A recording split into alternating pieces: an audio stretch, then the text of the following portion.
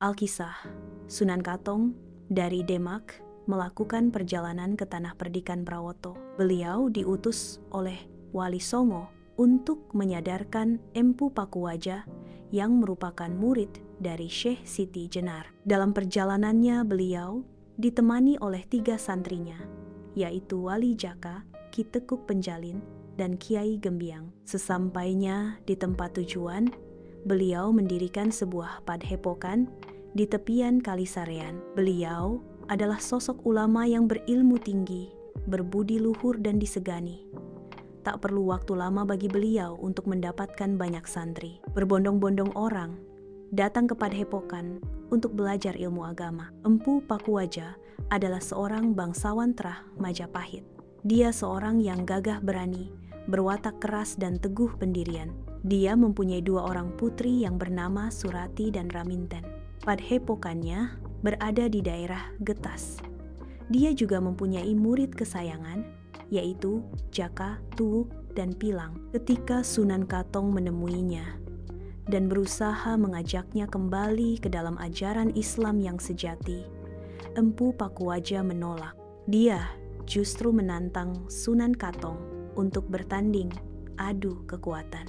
Sunan Katong meladeni tantangan Empu Pakuwaja, maka bertandinglah kedua orang tersebut. Mereka mengeluarkan ilmu olah batin. Akhirnya Sunan Katong berhasil melukai Empu Pakuwaja. Dalam keadaan terluka, Empu Pakuwaja berlari dan mencoba bersembunyi dari kejaran Sunan Katong. Dalam pelariannya, Empu Pakuwaja merasa haus yang teramat. Ketika sampai di depan sebuah rumah, Empu Pakuwaja segera memasukinya. Rumah itu sepi, ditinggal penghuninya ke sawah. Empu Pakuwaja memasuki rumah tersebut. Di atas meja dia melihat sebuah kendi berisi air nira yang akan dimasak menjadi gula.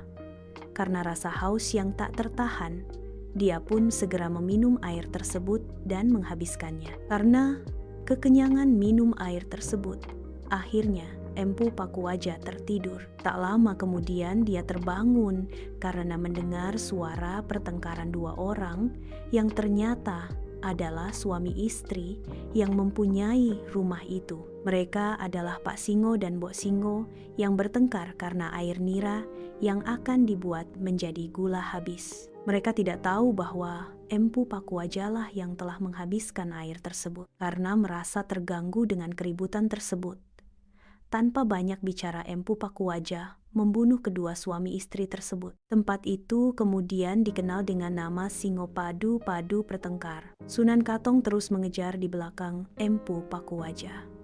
Ketika dia merasa Sunan Katong berada tak jauh darinya, maka Empu Pakuwaja bersembunyi di sebuah pohon kendal yang berlubang. Ternyata Sunan Katong mengetahui tempat persembunyian Empu Pakuwaja tersebut. Akhirnya Sunan Katong berhasil menangkap Empu Pakuwaja. Empu Pakuwaja kemudian menyerah dan mengakui kesaktian dan ketinggian ilmu Sunan Katong. Dia pun bersedia menjadi pengikut Sunan Katong. Bahkan dia menjadi murid kesayangan. Tempat menyerahnya Empu Pakuwaja itu di kemudian hari dinamakan Kendal. Selain nama pohon, Kendal juga berarti penerang.